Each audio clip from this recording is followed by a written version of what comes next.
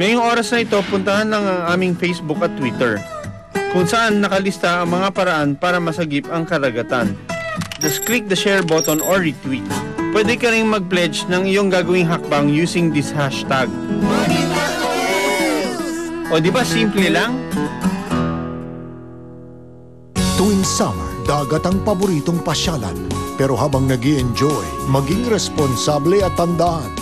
Huwag itapon ang basura kung saan-saan. Makiisa sa paglilinis ng dalampasigan.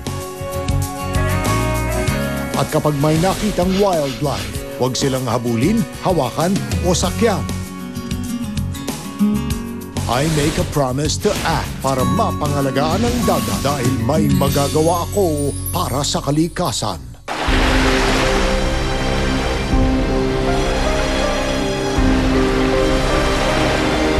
Minsan lang makahuli dito. Ayun na! Ano yan? Puna!